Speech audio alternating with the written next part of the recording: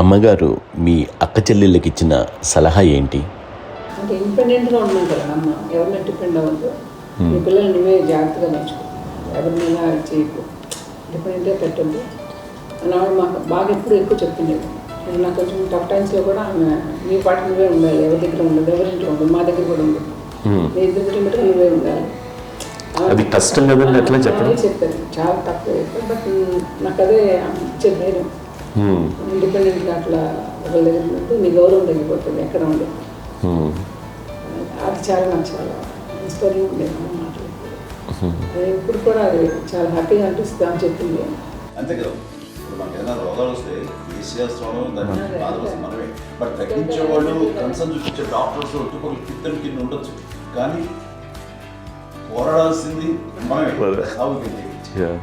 నాకు సార్ కొంచెం ఏదో ఒక డిప్రెస్డ్ ఇదేదో వస్తే ఫేస్ ఒకటి నేనేదో ఇంకా మా అందరి నుంచి నేను సపరేట్ అయిపోయినట్టు ఒక సిచ్యువేషన్ వచ్చినప్పుడు అమ్మ నన్ను పట్టుకుని said I'm there for you. Yes, ఎవరు నో అన్న ఎస్ అన్న ఫ్రెండ్స్ కానీ ఎవరైనా సరే ఎప్పుడు కూడా అలోన్గా మటుకు అనుకోకు, నేను నాన్న.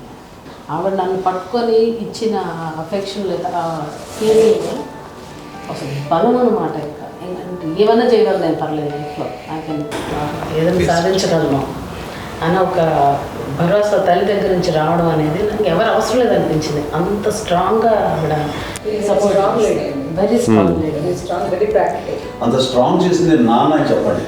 మా పిల్లల విషయంలో మేము కూడా మేబీ అంత స్ట్రాంగ్ కాదేమో, సెన్సిటివ్గా ఉంటాం, కానీ అమ్మ మటుకు చాలా స్ట్రాంగ్గా ఉండి మమ్మల్ని కఠినంగా ఇలాగే ఉండాల్సింది, ఇలా ఉండండి అప్పుడే మీరు నేర్చుకుంటారు. ఇక్కడ అమ్మ పాజిటివ్నెస్ గురించి ఇంకో మాట చెప్పాలి. అంటే తన బిడ్డలకే కాదు, ఈ రోజున మా రెండో పాప శ్రీజ కూడా తనకి లైఫ్ చిన్న డిస్టర్బెన్స్ వచ్చింది. ఆ టైంలో కూడా తను ఏముందంటే అప్పుడు నాన్నమ్మ దగ్గరికి వెళ్ళాను, తను ఇచ్చిన భరోసా, తను ఇచ్చిన మాట వెళ్ళలేని ధైర్యం వచ్చింది నాకు. నాన్నమ్మ దగ్గర ఎప్పుడు కూర్చొస్తాడు అప్పుడే పాజిటివ్ ఫీలింగ్ వస్తుందని నాతో షేర్ చేసుకుంటాను. తనకు మాతో చెప్తుంటే అనిపిస్తుంది, కరెక్ట్ అమ్మ, ఏం పర్లేదమ్మా, లైఫ్ అంటే ఒకరితోనే అయిపోదు, ఆ ఒక్కరి వల్ల వాళ్ళ ఇన్ఫ్లుయెన్స్ తోటో వాళ్ళు మన మీద నియంత్రించడం కానీ మన బాధల్ని వాళ్ళు చేయడం తప్పు. జస్ట్ నువ్వు నీ గురించి నీ మనసులో ఏదనిపిస్తే నీ గుడ్ ఫీలింగ్ ఏది వస్తుందో ఆ ఫీలింగ్ ప్రకారం వెళ్ళిపోదు. అంటే ఆ జనరేషన్ పీపుల్ ఎక్స్పెక్ట్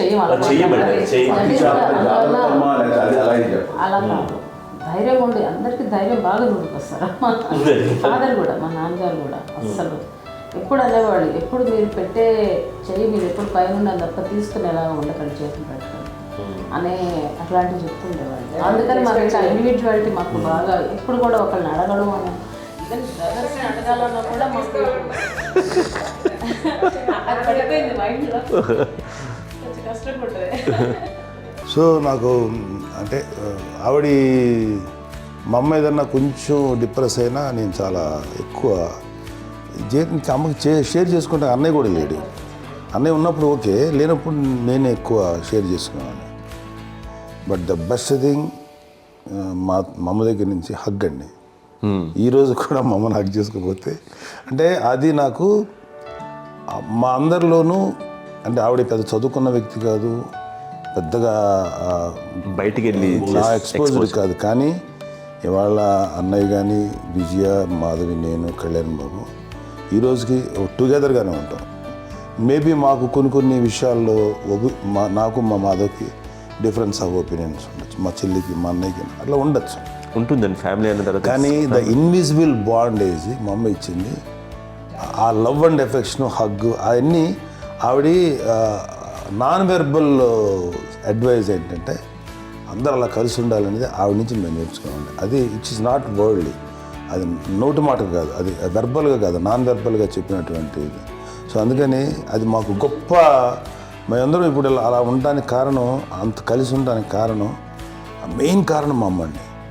అది సో అందరూ ఉండాలనేది మా అమ్మ అడ్వైస్. ఇప్పుడు కూడా నేను ఎప్పుడైనా ఏదైనా ఫీల్ అయినా, అన్నయ్య ఫీల్ అయినా, లేదు నాన్న అట్లా వదుకు, ఇట్లా ఉండండి, ఇట్లా ఉండి ఇప్పటికీ చెప్తుంది. మేము ఎవరైనా ఎప్పుడైనా మా చెల్లితో గొడవపడ్డా అనుకోండి, నేను అట్లా అనకరా అని, ఎట్లాగా అన్న ఏమో లేదులేమ్మా, ఏదో అన్నాను కానీ ఫీల్ అవ్వకమ్మా, మేమందరం కలిసి ఆవిడని అసలు టెన్షన్ పెట్టవండి మేము.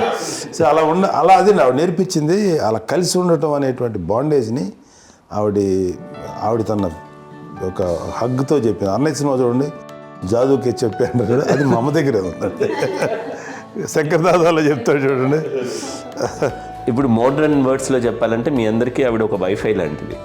Yes, you can say that. Yes around